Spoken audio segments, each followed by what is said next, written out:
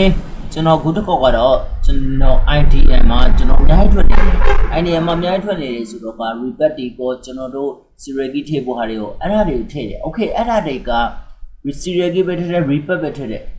Windows ရဲ့ browser Microsoft Edge ပဲဖြစ်ဖြစ်အဲ့ဒီမှာအပြင်အတပ်ပတ်တွေဖြစ်တဲ့ Brave တွေဒီဒီမှာ Chrome တွေကျွန်တော် Mozilla Firefox တွေအဲ့ဒီကောင်တွေ update live ထွက်တဲ့အခါမှာကျွန်တော်တို့ repeat တွေ serial key တွေအဲ့တော့လည်းပြုတ်ကြတယ် okay အဲ့တော့လွယ်လင်းတစ်ခုကျွန်တော်တို့ကဒီလိုပဲဖြစ်ဖြစ်အဲ့တော့လိုက်ရှာတဲ့တော့ကကင်းဝေးအောင်လုပ်ပေါ့နော် okay အဲ့တော့သူတို့ update ဖြစ်တဲ့ကျွန်မ IDM လည်း update ပြန်လုပ်မယ်နောက်ပြီးတော့အဲ့တော့လည်းပြန်ဖြစ်အောင်ကျွန်တော်တို့မိသူတော့ကျွန်တော်လုပ်လဲဆိုတော့ပြပြအောင်ဖြစ် okay ဒီမှာကျွန်တော်စတင်ပြမယ်ကျွန်တော်က Microsoft Edge သုံးတယ် okay ဒီမှာလုံးဝမရှိပါဘူးเนาะဒီမှာကျင်းနေအောင်ကျွန်တော်တို့က extraction ကိုသွားပြမယ် okay ဒီမှာ extraction မှာလုံးဝကိုမရှိသေးပါဘူးเนาะ okay management extraction ဒီဆက်ပြမယ်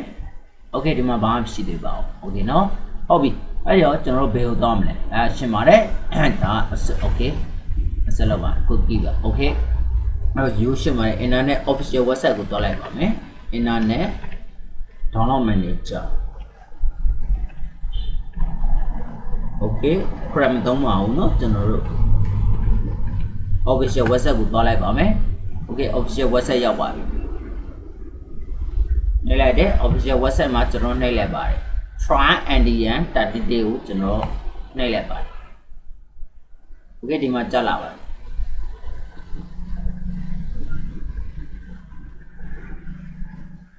okay ကျွန်တော်ကပြီးပါပြီဒါမှ open file နဲ့တည်းနှိပ်လိုက်ပါတယ်ပို့တော့မတော်တော့ပါဘူးเนาะပို့တော့တော်တော့ပါဘူး open file next asset no okay next finish okay အဲ့တော့ကျွန်တော်ဒီကောင်ပိတ်လိုက်ပါတယ်အဝိုင်းလဲနေပါရင်เนาะဒီမှာအဝိုင်းလေးလဲနေပါရင် okay အပြီးရင်တော့မှကျွန်တော်တို့ကအမြဲတမ်းဖြစ်အောင်လို့ကျွန်တော်တို့ကMozilla Firefox ပဲဖြစ် Chrome ပဲဖြစ် Edge ပဲ Microsoft Edge ပဲဖြစ် Brave ပဲဖြစ်เนาะသူတို့ update မထုံးမဲ့ချင်းupdate ကလည်းဒီကောင်တွေ30ပဲသုံးလို့ရပါဘူးเนาะရေ30နဲ့ပဲသုံးလို့ရမှာဆိုရင်30ပြောရင် serial key ပြင်တော့မယ်ဒါပေမဲ့ Mozilla Firefox ဘာမီဒိုတော့အချိန်ကြမှာ update ထွင်မယ်လည်းမသိသေးဘူး okay အဲ့တော့ဟိုဖြစ်အောင်လို့ကျွန်တော်တို့က crack သုံးမယ်ကျွန်တော်တို့ညီတိ crack file ပဲဖြစ်သုံးနေနေရမှာ serial key ပဲဖြစ်ကျွန်တော်ပြောတာ readme ပေါ့ serial key ဆို readme crack ပဲဖြစ် patch ပဲဖြစ်သုံးလို့ရပါတယ်เนาะအဓိကသုံးဖို့အတွက်ကိုကျွန်တော်ပိတ်ပြီးသားဖြစ်နေလို့ပါเนาะ okay ဒီမှာ bind thread protection ပိတ်ပါမယ်ဒီမှာ bind thread protection minus setting okay real time protection ပိတ်ပြီးသားပါကျွန်တော်ကတော့ okay เนาะ okay အဲ့တော့ကျွန်တော်တို့သွားပါမယ်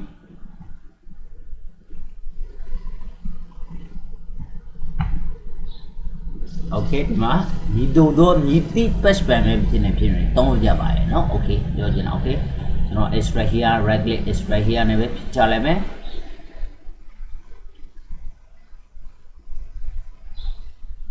okay ဒီမှာထွက်လာပါတယ်เนาะဒီမှာ okay အဲ့တော့ extract here ထပ်ပြီးမယ် okay yes to all okay yes to all ထွက်တော့ပါပြီเนาะ okay ချက်လိုက်ပါဦး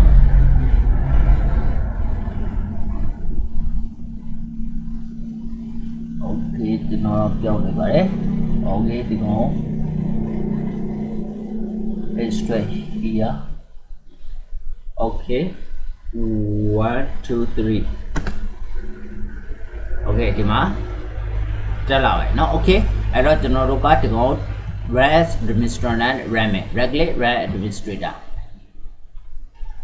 okay အဲ့ဒါ first name ပါဒီမှာ first name ပြောရပါတယ် okay အဲ့တော့လုံးမဲ့ဖြစ်ဘယ်လိုပဲဖြစ်နှစ်သက်လို့ရိုက်ရပါတယ် S okay ဒီမှာ last name ပါเนาะ okay အဲ့တော့ကျွန်တော်ကတက်လို့ရိုက်လို့ရပါတယ် list ဖြစ်ပါတယ်เนาะ okay ခေတ္တခဏတော့စောင့်နေပါ โ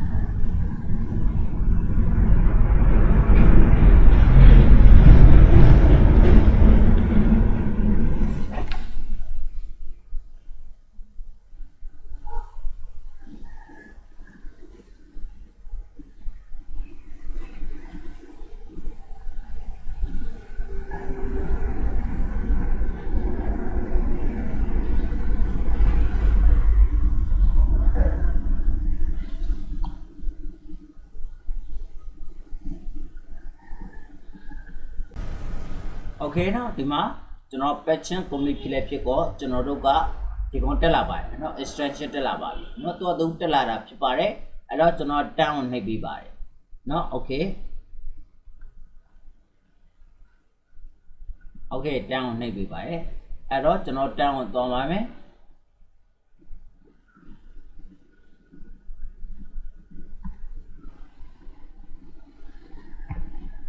โอเคအဲ့တော့ကျွန်တော် extraction ကိုကျွန်တော် on ပေးရပါမယ်เนาะဒီမှာမျက်လုံးလေးရှိပါတယ်မျက်လုံးလေးဖွင့်ပေးလိုက်ပါโอเคအဲ့ဒါဆိုဒီမှာ on တော့ပါပြီပိတ်မယ်โอเคပျောက်သွားပါပြီအဲ့ဒါဆိုရင်ကျွန်တော် YouTube တွေဘာတွေမှာဆွဲလို့မရပါဘူးเนาะအဲ့ဒါဆိုပိတ်နေဆွဲမရပါဘူးဖွင့်ထားမှာပါโอเคအဲ့တော့ add on ဖြစ်သွားပါပြီဆိုတော့တကယ်ဖြစ်ပါတယ်โอเคအားလုံးပဲနားလဲသဘောပေါက်မှတင်နားမလဲပါ comment တုံ့ပြန် Messenger မှာကျွန်တော်ကိုလာရောက်မေးမြန်းနိုင်ပါတယ်ခင်ဗျ